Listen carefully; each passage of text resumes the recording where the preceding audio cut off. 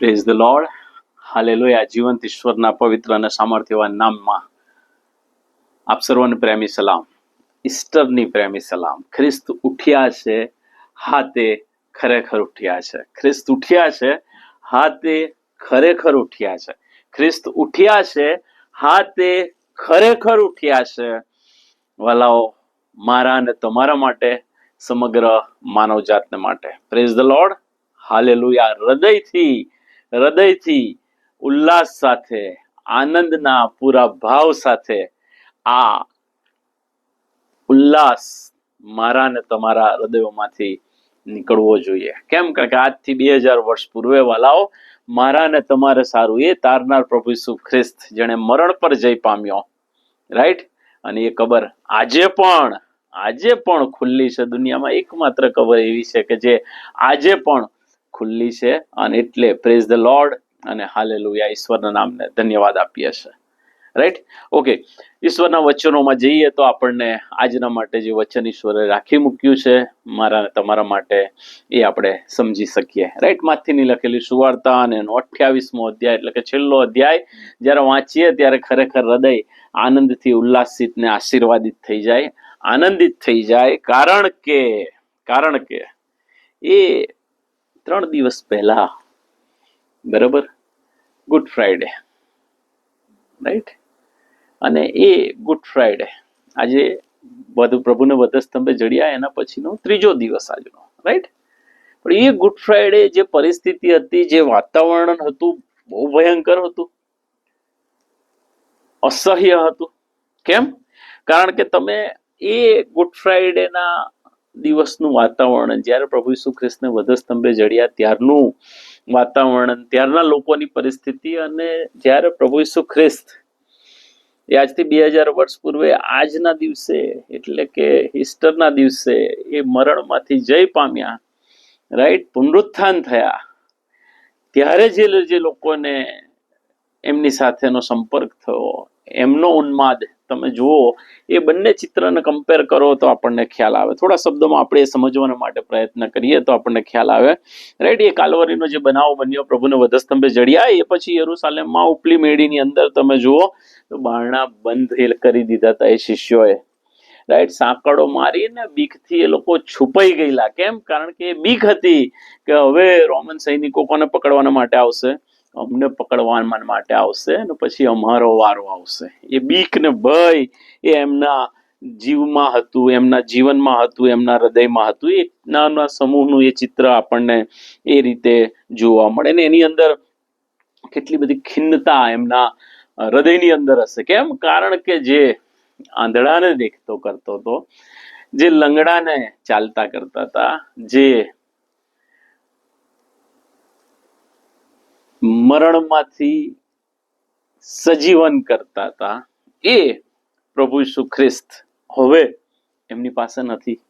અને એ ખિન્નતા એમના હૃદયની અંદર સોલિડ રીતે ભરેલી હશે, ને બીક અને એ ઊંડો આઘાત એમના હૃદયમાં ત્યારે હશે, રાઈટ, બરાબર. અને એકદમ આશા વિહીન થઈ ગયા હશે. કોઈ આશા નહીં રહી હોય, કોઈ ઉપાય નહીં સૂઝતો હોય. કેમ? કારણ કે 3.5 વર્ષ એ લોકો પ્રભુની સાથે ને સાથે ચાલ્યા હતા, જાહેર સેવામાં અને જાહેર જીવનમાં. કશાની ચિંતા નહોતી કરવી પડતી. કેમ? કારણ કે કોણ ચિંતા કરતું હતું? પ્રભુ ચિંતા કરતા હતા દરેક રીતની, રાઈટ. અને એટલે પરિસ્થિતિ એવી સર્જાઈ છે કે એ લોકો હૃદય ભંગિત થઈને ચૂપચાપ એક ખૂણાની અંદર બેસી ગયા છે. ઇવન પ્રાર્થના કરવાનું મન નહીં થતું હોય એમને, રાઈટ. અને બધું જાણે ખલાસ થઈ ગયું, પતી ગયું, અમારું નસીબ ફૂટેલું નીકળ્યું એવું એમને લાગતું હશે. નસીબમાં આપણે માનતા નથી, પણ એમને એવું લાગતું હશે કે આ 3.5 વર્ષની જે સેવા કરી એ બધી નકામી ઠરી, રાઈટ. બધું ખલાસ થઈ ગયું, જીવવા જેવું હવે કશું રહ્યું નથી. એકબીજાની સાથે એમણે વાતો કરવાનું બંધ કરી દીધું હશે. પણ હવે બીજું ચિત્ર તમે જુઓ, બીજું ચિત્ર ગણતરીના કલાકો પછી જ ચિત્ર આખું બદલાઈ જાય છે. એ બારણા હવે બંધ નથી રહ્યા, રાઈટ. એ છુપાઈને એ લોકો બેઠા નથી, એકબીજાની સાથે ઉલ્લાસથી વાતો કરે છે. જાહેર રોડ પર જઈને, રસ્તા પર જઈને એ લોકો વાતો કરતા આપણને જોવા મળે છે. એમના હૃદયમાં એક હવે નવો અગ્નિ સળગી રહ્યો છે, રાઈટ, એમના શબ્દોમાં હવે સ્પષ્ટ રણકાર સંભળાય છે, રાઈટ. અને એ સુવાર્તાનો સંદેશ, એ ખ્રિસ્ત ઉઠ્યા છે, રાઈટ, એ નિર્ભયતાથી અને આનંદિત હૃદયે એ આખા જગતની સાથે શેર કરવાને માટે, આખા જગતની અંદર વહેંચવાને માટે, પહોંચાડવાને માટે હવે એ જ શિષ્યો એ તલ્લીન બન્યા છે, તલ્લીન બન્યા હશે, રાઈટ.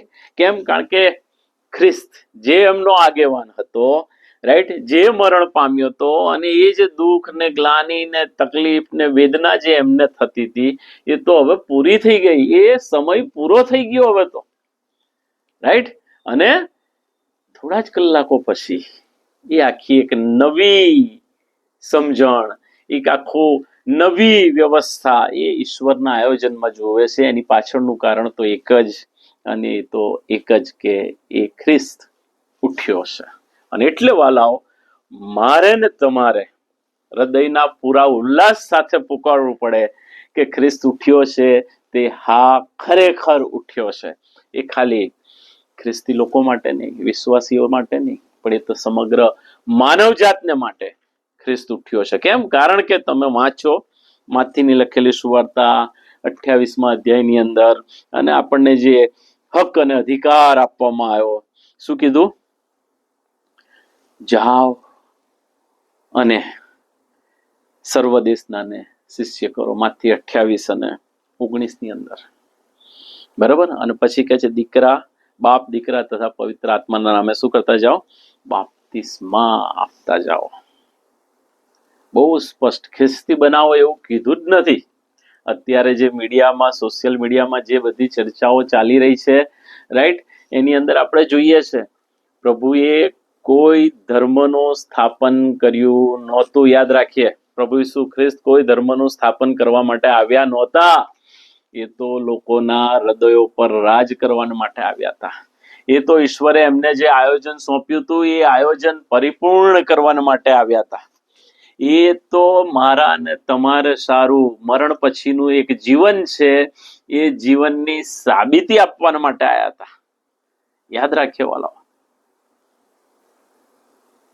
અને મારા ને તમારે સારું એ જગા તૈયાર કરવા ગયા છે, કહીને ગયા છે. કારણ કે આ જે વચન છે, જે ભૂતકાળના લોકોને પણ લાગુ પડતું હતું, વર્તમાનમાં મને ને તમને પણ લાગુ પડે છે, અને ફર્ધર જનરેશન એટલે કે ભવિષ્યની પેઢીને પણ આ વચન અક્ષરશઃ એટલું જ લાગુ પડે છે. અને એટલે લખવામાં આવ્યું છે. આ પવિત્ર વચનના છેલ્લા અધ્યાયની અંદર શું લખવામાં આવ્યું છે? બહુ સ્પષ્ટ લખવામાં આવ્યું છે, બરાબર. પ્રકટીકરણનું પુસ્તક અને એનો 22મો અધ્યાય અને 18મી કલમ. આ પુસ્તકમાંના ભવિષ્ય વચનો જે કોઈ સાંભળે છે તેને હું સોગંદ લઈને કહું છું કે જો કોઈ તેમાં વધારો કરશે તો તેના પર દેવનો આ પુસ્તકના લખેલો અનર્થો વધારશે, દેવ વધારશે, રાઈટ. બહુ સ્પષ્ટ કહેવામાં આવ્યું છે.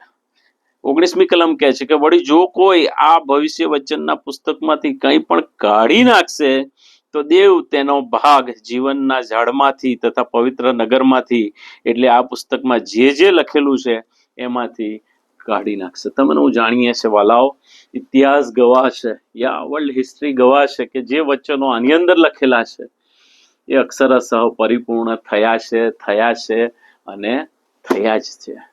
તો ભૂતકાળમાં પરિપૂર્ણ થયા છે, વર્તમાનમાં હું ને તમે જોઈ રહ્યા છો પરિપૂર્ણ થઈ રહ્યા છે. તો ભવિષ્ય વચન જે લખવામાં આવી છે ભવિષ્યના માટે પરિપૂર્ણ થશે અને થશે જ. તો ઈશ્વરનો કેટલો બધો આભાર, રાઈટ, કે મારા ને તમારે સારું એ ખ્રિસ્ત એ ઉઠ્યા, પુનરુત્થાન પામ્યા, રાઈટ. જો પ્રભુ પુનરુત્થાન ના પામ્યા હોત તો પ્રભુનું આ સૃષ્ટિ પર આવવું પણ વ્યર્થ હોત, ક્રિસમસ ના ઉજવવાની હોત, રાઈટ. હા, પ્રભુની એ જાહેર સેવા પણ નકામી ગઈ હોત, અને પ્રભુનું વધસ્તંભ પર મરણ પામવું પણ મારા ને તમારે સારું એ એડે ગયું હોત. યાદ રાખ્યા. અને એટલે આપણે જોઈએ છે કે પ્રભુ ઈસુ ખ્રિસ્ત પુનરુત્થાન પામે છે ત્યાર પછી પણ અગણિત વ્યક્તિઓને પ્રભુ દર્શન દે છે, એમની સાથે વાત કરે છે, એમની સાથે શેર કરે છે, વહેંચણી કરે છે. એ જ બાબત સાબિત કરે છે કે પ્રભુ ઈસુ ખ્રિસ્ત એ માનવ સદેહ સ્વરૂપે આવ્યા હતા, જીવ્યા, જાહેર સેવા કરી. એ વધસ્તંભ પરનું દુઃખ એક માણસ તરીકે એમણે મારા ને તમારે સારું સહન કર્યું. કેમ? કારણ કે આપણે જોઈએ છે પ્રભુ ઈસુ ખ્રિસ્તને રડવું પણ આવતું. પ્રભુ રડતા હતા યરુશલેમને જોઈને. એમને લાગણી થતી હતી, એમને દયા આવતી હતી લોકોને જોઈને. હા, એ માનવ સહજ સ્વભાવ, તમારી ને મારી પાસે જેવો સ્વભાવ છે એવો જ સ્વભાવ એમની પાસે હતો, રાઈટ? અને સાથે સાથે એ દેવપુત્ર પણ હતા, રાઈટ? પણ એમણે દેવપુત્ર હોવાનું પકડી રાખ્યું નહીં. તમારા ને મારે સારું પોતાને ખાલી કર્યો, રાઈટ?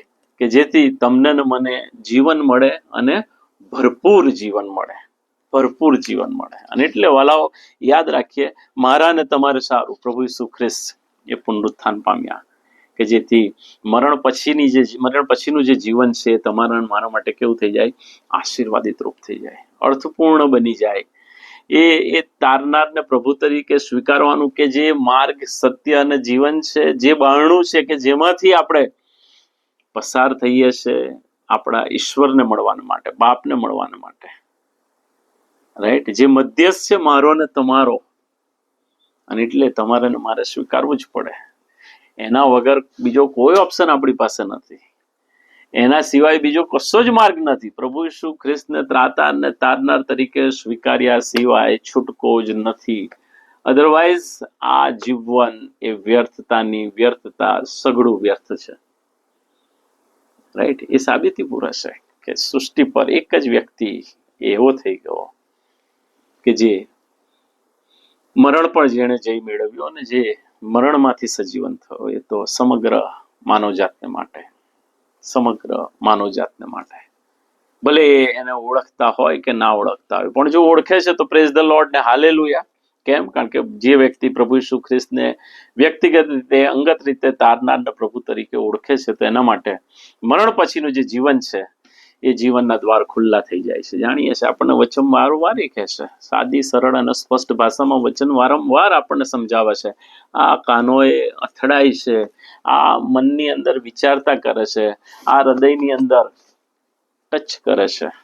પણ તેમ છતાંય જો પરિસ્થિતિ બદલાય નહીં, વ્યક્તિ બદલાય નહીં, જીવન બદલાય નહીં, સમજણ બદલાય નહીં, વિચારો બદલાય નહીં, તો પછી એના માટે જવાબદાર એ વ્યક્તિ પોતે ઠરે છે.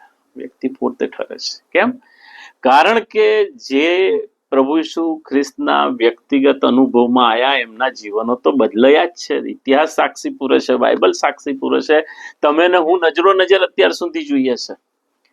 પણ જે આડંબર જે લોકો કરે છે, બાહ્ય આડંબર, ખ્રિસ્તના નામે, રાઈટ, લોકોને છેતરે છે, ઘેટાઓના વાડાની અંદર જેઓ વરુનો સ્વાંગ રચીને આવે છે, એમના માટે તો ન્યાય અલગથી તોડવામાં આવશે.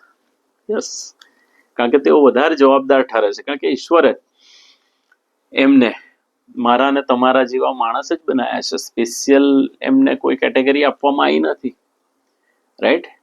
આખરે તો એ માણસ જ છે. અહીંયા હૃદયમાં બધું ખૂંચે છે કોઈ પણ બાબત ખોટી કરતા, પણ તેમ છતાં પણ એ એમના આત્માને મારી નાખે છે.